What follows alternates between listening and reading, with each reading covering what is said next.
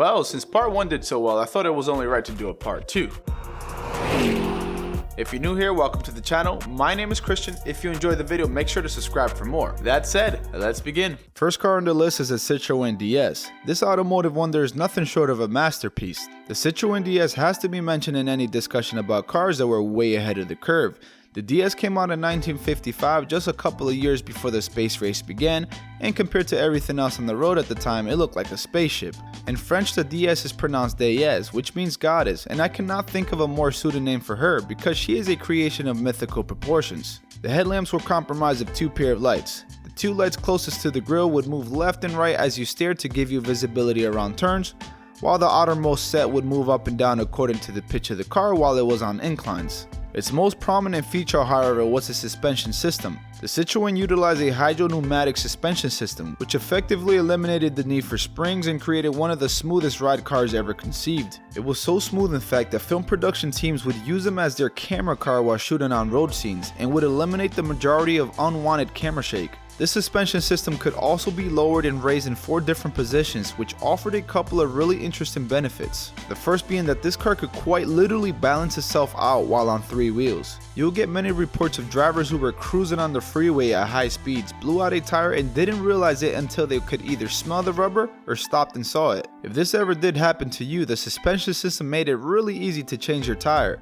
So easy, in fact, you didn't need a jack. Each DS came standard with a pair of bars that would install around the flat while the car was in the highest position. Then once in place, you would simply lower it to its lowest position and boom.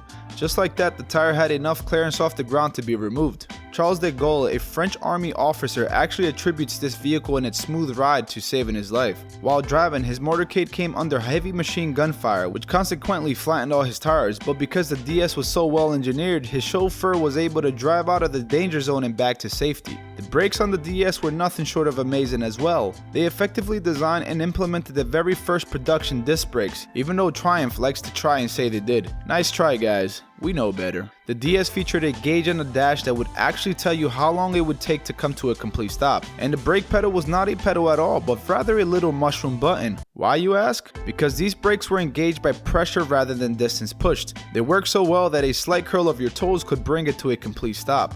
The Citroen DS also had its own patent transmission, which they named the Citromatic transmission. This was something in between a manual and an automatic transmission. You would have to manually shift up and down, but there was no clutch, which gave you the convenience and luxury of easy and effortless shifting, but left out the gas guzzling attributes of the automatic transmissions of those days. This car really has too many incredible features to go over in this video. Everything from a fiberglass roof to a single spoke steering wheel, the dash being the largest piece of injection molded plastic ever created at that point. The frameless glass and even the unstressed body panels were all part of the little details to make this vehicle go down in history as a legend. It's surprising, however, that they only made it for 20 years.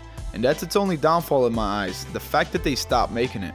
This next car laid the groundwork for not only one of the most beloved and revered car models of all time, but revolutionized what standard options on a car would start to actually mean. I'm talking, of course, about the Porsche 959. This truly was a gift to the world by Porsche, not just because of all the innovations it sparked, but because Porsche actually lost money on every single one they sold, and we'll get to why later. But it ended up paving the future for the 911. The 959 was made from 1986 to 1988 and 1992 to 1993, but was never mass produced. It was originally designed as a rally car, but saw a street legal model come into play. The 959 was equipped with a revolutionary twin sequential turbocharged engine with one small turbo and one large. The small one was to get it going, and the large one created a steady wave of torque.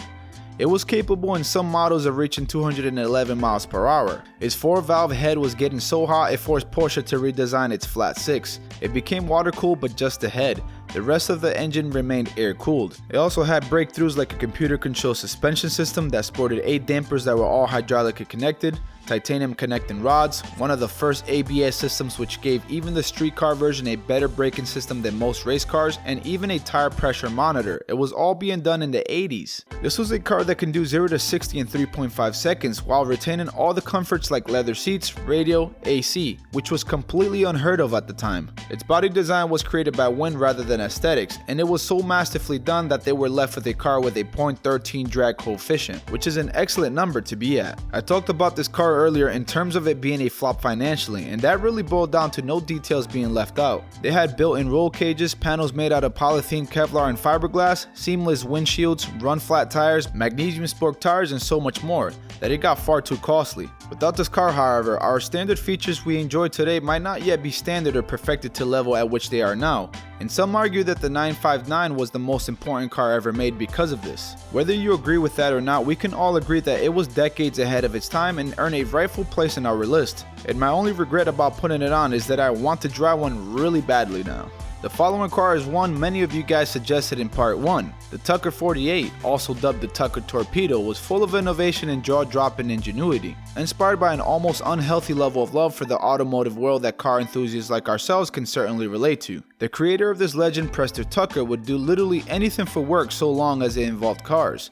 This is what drove him to want to change the automotive industry forever and gave the big three a run for their money. He unveiled his creation to the world in Chicago, but the introduction of his brainchild would foreshadow his eventual failure. The night before the much hyped show, he coordinated 2 of the prototype's independent suspension arms snapped under the weight of the car. The engine had to be started using an external power source, and instructed his team to keep the engine running for the entire premiere, which would normally be alright, but the engine was unusually loud. It was so loud in fact that Mr. Tucker instructed the band he hired to play so loud that they can drown out the noise. And now at this point you're probably thinking, why isn't an extremely loud car that can't start on its own ahead of its time? Well, that's because these issues were resolved, and what came afterwards was nothing short of a masterpiece. The Tucker 48 sported a third headlight, often called the Cyclops eye, that would pivot when turns greater than 10 degrees were made, illuminating your pathway around corners. It was jam-packed full of safety features nobody had ever seen before. It had a roll bar integrated into the roof, padded dashboard, shatterproof glass, and get this, he even went as far as to install the glove box in the door panel. Why, you ask? So that there was enough space free of obstructions in front of the passenger side seat to create what he called a crash chamber. This area was padded so that in an event of an accident, the passenger could shield himself.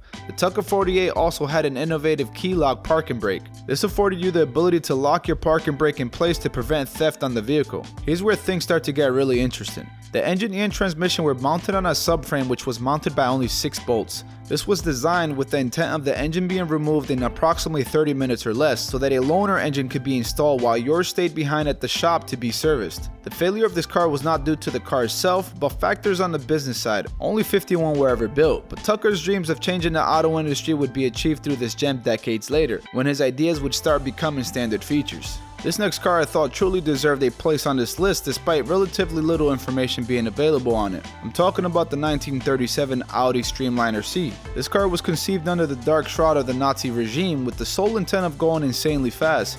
Before I go any further, I feel like I should mention that I in no way support, condone, or intend to make light of the atrocious acts created in the name of fascism. So please excuse the swastikas being displayed in the car and the stock footage I used, and enjoy the information being shared with you about an incredible machine that was way ahead of its time. At first glance, you can immediately see that this car is way out of place in 1937. It looks like a conception of science fiction, but in fact was a product ingenuity and clever design with the intention of breaking new grounds in the automotive world. The Streamliner C was originally built to race in the Avis Rennen, which was one of the fastest races at the time. This car took a slightly new form when it was repurposed to break the land speed record with some minor body modifications. This car may look like a cute little novelty, but it housed a 16-cylinder engine under its flying saucer looking body and can reach speeds of 248 miles per hour. On the day set for it to compete in a land speed record contest that was also being used to showcase Germany's newly built Autobahn to the world, it showed us two things. The first being that this car was in fact a marvel of modern engineering, and second that it was too far ahead of its time. Understand that in the 30s we only had rudimentary understanding of aerodynamics. At the time, the concept was to make the car as slippery as possible with no real emphasis on stabilization.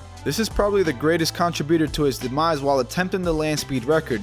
Bernd Rosemeyer was driving the Streamliner C when it flew out of control, destroying the car and killing Mr. Rosemeyer. It's believed that he ended up breaking the land speed record right before the crash occurred, but we'll really never know. It just goes to show you that being ahead of your time can sometimes result in tragedy, only later to be recognized for your achievements. This next car admittedly was one of the biggest inspirations for doing this list series. Let's introduce you to the 1969 Holden Hurricane. This car was not a production car, it only served as a concept car to be unveiled at auto shows. The intent of it was to showcase vehicle design trends, propulsion technology, and vehicle innovations. And considering how much Holden nailed their predictions with this car, is the reason why it earned a spot on this list. The Hurricane sported a 4.2-liter 259 horsepower V8 engine with a rear mid-engine rear-wheel drive layout that can take you to space and back. At your first glance, you'll notice right away sleek futuristic looks that get even more impressive once you realize this car doesn't have traditional doors, but rather a canopy that lifts up and moves forward, opening up the cabin. Here's where Holden starts predicting what cars would be like in the future with its almost eerie success rate. This thing had a radio auto seek, a closed circuit television screen for your backup camera, a climate control system they dubbed Comfortron, and oil-cooled front brakes. Okay, so super impressive, right? To quote the great Billy Mays, but wait,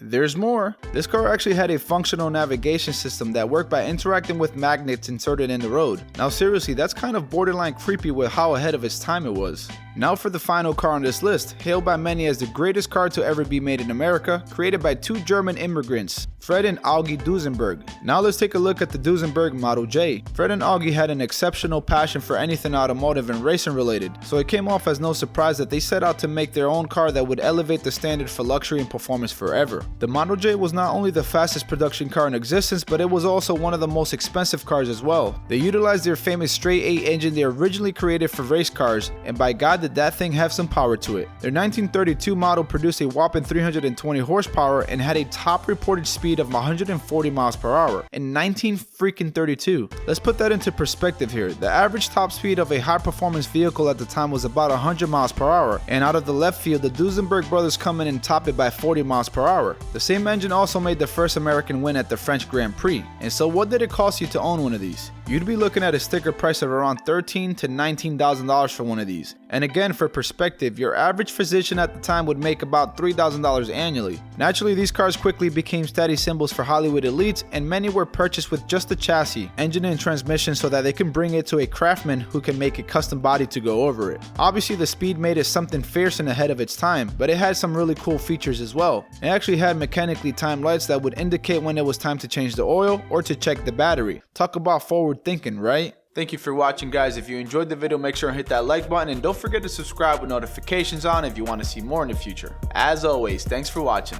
Till next time.